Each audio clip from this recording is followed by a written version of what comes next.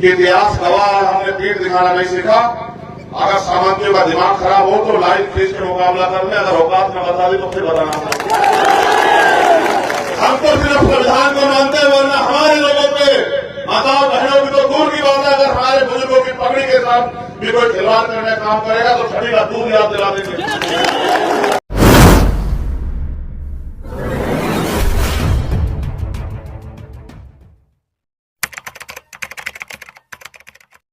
मेरे पूरे संघर्ष को आज आपने प्रतापगढ़ में जीरो कर दिया। जब मैं आपको देखता हूं कि मैं रोज इस एकता के लिए लड़ता हूं, पूरे देश में जाता हूं, अन्याय अत्याचार के खिलाफ झंडा बुलंद करता हूं, आपके सम्मान के लिए लड़ता हूं, आप उस सारे संघर्ष को आज मिट्टी में मिला दिया आपने प्रतापगढ़ में।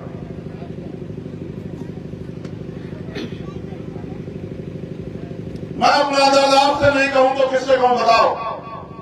यहां सम्मानित हमारी माताएं बहनें बैठी हुई हैं, बुजुर्ग बैठे हैं, नौजवान साथी बैठे हैं। मैं आपके भरोसे तानाशाही भारतीय जनता पार्टी की सरकार से आंख से आंख मिला के जो है सीना जो है सामने करके लड़ रहा हूं, आप लोग आपस में लड़ रहे हो। वाह, फूलों की नहीं जूतों की माला भेंट कीजिए हम सब लोगों को, क्योंकि हम आपको एक करने के लिए लड़ रहे हैं और आप एक होना नहीं चाहते। आपकी एकता के लिए बाबा साहब अम्बेडकर कहते गए कि दलित पिछड़े वर्ग के लोग अगर एकजुट हो जाए, जो भाषण उनका लखनऊ में था, जिस व्यक्ति का नाम उन्होंने लिया पंत जी का, कहा कि भाई ये आपके जूतों के फीते बांधने में आपको अपने आप को गौरवान्वित महसूस करेगा, आप नहीं हो जाओगे। लेकिन आप मुर्गों की तरह हो, एक मुर्गा पकड़ा जाता है, बाकी दूसरा मुर्गा दाना खाता, रोते रहते हो, साहब हमारी हालत खराब है। यह भीम आर्मी के सम्मानित नेता है हमारे समाज में, आजाद समाज पार्टी के सम्मानित नेता है। यहाँ सामने भीम आर्मी के क्रांतिकारी योद्धा बैठे। मैंने आपको कब सिखाया कि जब मेरे पिछड़े वर्ग के भाइयों पे आंच आए तो पीठ दिखा देना? बताओ मैंने कब सिखाया? मैंने तो तुम्हें सिर्फ अगर सिखाया तो अन्याय अत्याचार के खिलाफ लड़ना, अगर सिखाया तो अपनों के लिए लड़ना, अगर सिखाया तो बहुजन समाज बनना। मैंने आपको कब जातियों में बैठने के लिए कहा? लेकिन अगर आप जातियों में बैठ के महापुरुषों का सम्मान करते हैं तो आप महापुरुषों के विचारों का कत्ल करते हैं और मेरे संघर्ष का कत्ल करते हैं।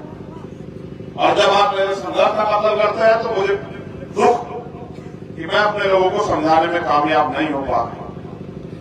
मैं खुद गया बिहार, जब बिहार में वो जो गठबंधन बन ही नहीं सकता था वो बना रहा काफी लंबे समय, जहां खींचतान होती रही, और जब वो गठबंधन टूटा और एक नेचुरल अलायंस बना, मैं खुद जो है मुख्यमंत्री जी को धन्यवाद देने के लिए गया और ये कह गया उनसे कि आप मुख्यमंत्री जी आगे बढ़िए, हम आपको केंद्र की सत्ता पर ले जाकर स्थापित करेंगे, सरदार पटेल का बाबा साहब अम्बेडकर का सपना पूरा करेंगे।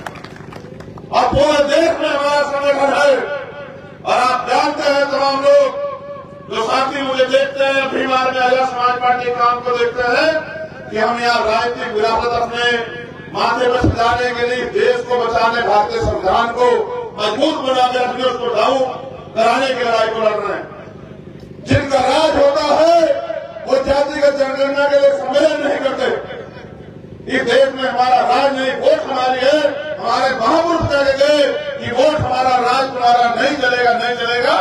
सात काशी राम अपनी पूरी जिंदगी, महामना राम स्वरूप वर्मा अपनी पूरी जिंदगी, पूरा अर्जक संघ, बाबू जगदेव प्रसाद कुशवाहा, प्रेमलाल यादव अपने जीवन की सारे जो है सुख सुविधा कुर्बान हमारे लिए करके गए। लेकिन अभी मुझे पटेल से लड़ना है, अभी मुझे कुर्मी से लड़ना है, अभी मुझे यादव से लड़ना है, अभी मुझे मौर्य साकेत कुशवाहा से लड़ना है। अरे जिनसे लड़ना है उनसे तो लड़ते नहीं हो। मुझे यहाँ पता लगा कि यहाँ अन्याय हुआ और मेरे प्रिय साथी अमर सिंह जी कह के भी गए कि ऐलान करके आ जाना। मैं हिंसा में भरोसा नहीं रखता, बड़ा संवैधानिक व्यक्ति हूँ। आज के हालात बहुत खराब हैं और इन हालात खराब में एकजुट होकर लड़ाई को लड़ना है, वरना जब आने वाली पीढ़ियां गुलाम हो जाएंगी तो आपसे मुझसे सवाल पूछेगी कि जब आप पढ़े लिखे थे, देश बर्बाद हो रहा, तो आप क्यों आपस में लड़ रहे थे?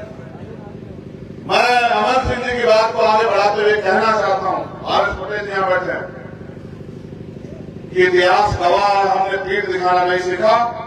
अगर सामंतियों का दिमाग खराब हो तो लाइन खींच के मुकाबला कर ले, अगर औकात में बता दी तो फिर बताना। हम तो सिर्फ संविधान को मानते हैं, वरना हमारे लोगों पे माताओं बहनों की तो दूर की बात है, अगर हमारे बुजुर्गों की पगड़ी साथ भी कोई खिलवाड़ करने का काम करेगा तो छठी का दूध याद दिला देंगे। हम तो इसके इच्छुक हैं क्योंकि बाबा साहब अम्बेडकर, तथागत बुद्ध और सरदार पटेल भी हमें इस देश को एकजुट बना के रखने के काम सिखा के गए। हम बिरसा मुंडा के भी वंशज हैं, हम महाराज श्री भारती के भी वंशज हैं, और बिरसा मुंडा ने अपने हकों के अधिकारी के लिए एक और रास्ता अख्तियार किया। मैं तो भारत की सरकार को भी कहता हूं कि देश के कमजोर वर्ग को इतना मत सताओ